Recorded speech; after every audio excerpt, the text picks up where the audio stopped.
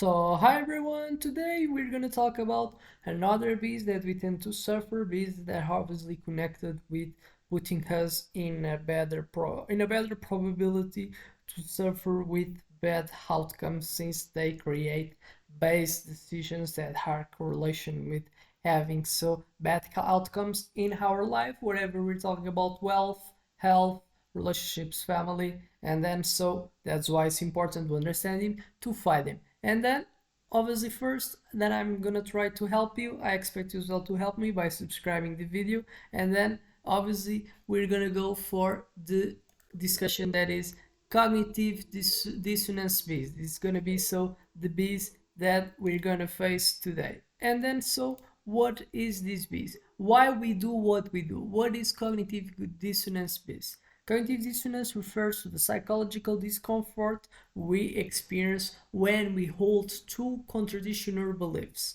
attitudes, or behaviors at the same time. This discomfort motivates us to reduce the inconsistency in some way because or you believe that the grass is green or you believe the grass is white. And then so if you believe two ones, what are you gonna do? Oh, I'm so confused. And then so obviously that example probably neither is the best one because well, whatever is green or white, what is the effect that has on you? Probably not that much. So but imagine that you have some type of specific obsession that you have to get what is so the real value. You have to understand it. What are you gonna do it? Well, you're gonna have to make it one of them's words so in terms of being real. So you have to make one of them's false, even if this work is not based. Just so mainly it's like you believing that the grass is green, the grass is white. You're gonna try to work or to make it false that the grass is green or to make it false that the grass is white. But how are you gonna do it? The problem is not proving it and logical reasoning you prove it that's right. Then so one is false. No, you use it and you act beast and make it like one of the statements being false just because you want them to be false to so have one type of statement as true. And obviously says something that's based because you're working not with reasoning, you're working to satisfy the feeling that you want to get of comfort to just so get the truth and not having confusion. And then so that's why beast tends to be something that we don't like in our life. So it's a powerful beast because we naturally seek harmony and consistency because everything that tends to have harmony and consistency and is easier to interpret and how our brain is made to interpret and to not feel that they're not able to get and grasp hold the truth. That's why we feel another beast that we have talked in prior videos that was the fear of missing out. We're made as human beings to get and proliferate in our environment, and for that we need to have the ability to grasp information that him provides to me. And we don't like so inconsistencies because inconsistencies is consistent is like the opposite of consistency of knowing everything. And then so where is real life examples of that I have two beliefs and what I do is making one of them as less truthful even without having like any type of basement for doing it just because I want comfort. Smoking and health awareness. Imagine you're a smoker or no smoking is bad for you. Is the belief. Smoke is bad for you. But what is the other belief? Well, smoke is I like to have health, so it's conditionary. So if you like to and if you like smoke, but you as well believe that the things that doesn't make it too good to your health you should not like, you have conditionary as example. So imagine you're a smoker or no smoking is bad for your health. The knowledge that smoking leads to serious diseases creates cognitive dissonance because your behavior smoking contradicts your belief smoking is harmful. To reduce the dissonance, so you might justify it by thinking, I will cut kids someday, or my grandfather smoked and lived a long life. It's basically that. So you have a belief that smoking is harmful, and you have other one that you like smoke. But so, what? How you gonna so make them both being truth and makes you some like be generates like a behavior that is logical sustained and not just so selecting by randoms. Who today the belief that gonna rule, so I'm gonna behave is the one that's like at bothering in my health, and then so today I'm not gonna smoke. In the other one, in the other day, oh no, the belief that's gonna roll today is the one that says that smoke feels good to do it. So it's the one that I'm gonna do. Our brain doesn't like it. It's uncertainty, as I thought we don't like it, and then so brain works to not deal it, and then so what it does, or it works with the smoke is good and it tries to feel as bad. Oh no, in reality now that I'm getting it, who I don't like this smoke, and then I work to make it so worse.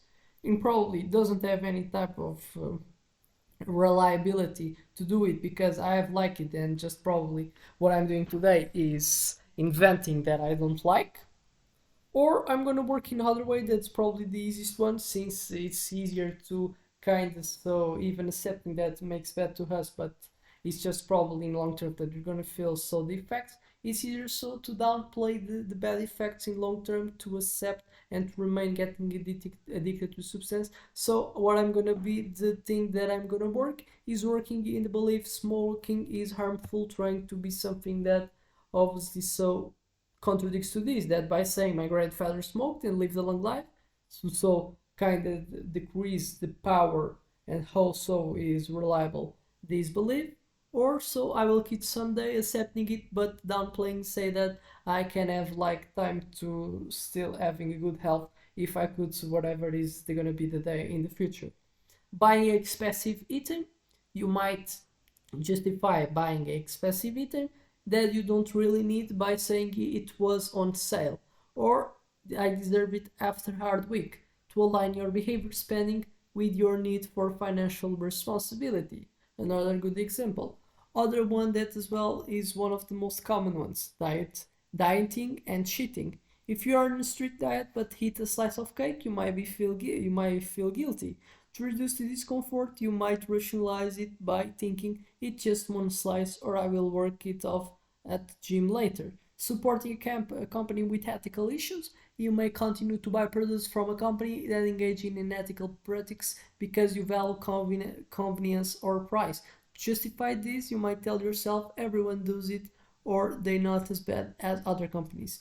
It's all using the symbol, is all using the same logic. You have two beliefs, both ones are both ones you believe, but they're kind of both ones they make so kind of creates a contradiction, whatever is going to be the decision that I'm going to do, and then so what I do to not feel that my decisions are contradictions from what I believe, I try to work in my beliefs, downplaying one of them and making like it's not truth, even if in reality this process that I have done to downplay one of them, the arguments are not well structured, and then is kind of well strictly and is well represented in the example that I give about smoking, that I use like my grandfather smoked and lived a long life.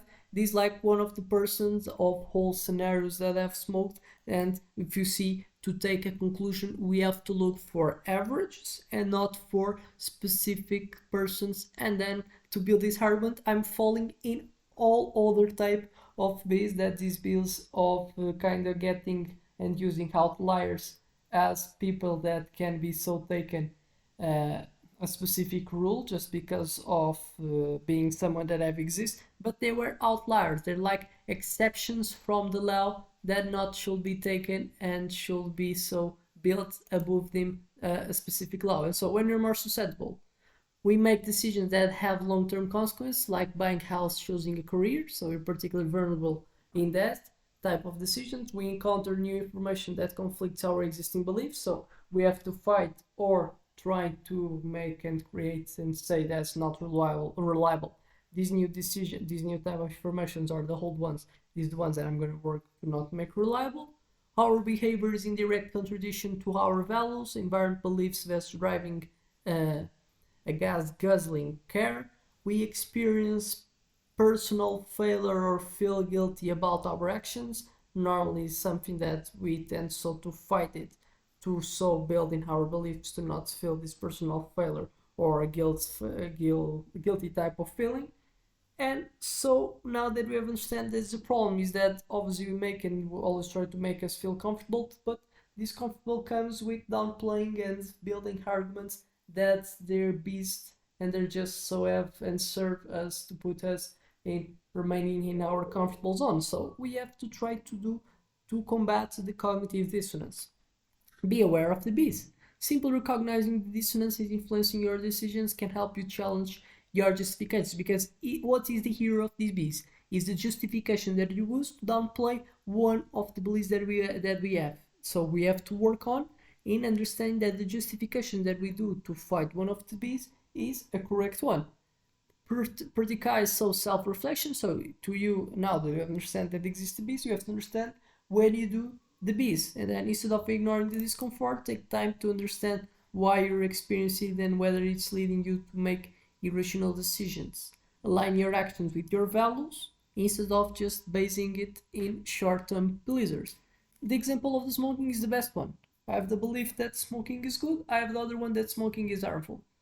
How I've done, I kind of so trade off positive type of benefits that I got in long term by sustaining more and giving more value for the smoke is harmful instead of just so smoke is good. And then what I could do, I could working in downplaying that smoke is good. And then so what I could use? I could probably use psychological tricks to make a habit not so be something that I don't like. Probably attaching bad things with smoke. Say that whenever I smoke, I do something that I don't like. Can be like doing 100 push-ups. Is already a psychological trick. You manipulating the way that your environment is to make you so you is like a manipulation of yourself. But in that case, if you use it positive, it's something that benefits you. And then so you have to be smart enough to do it, and that's why it's good having self-reflection to help you to see and be creative to downplaying so bad type of behaviors that you do. And then I expect this video has helped you to be a better person, and see you in the next one.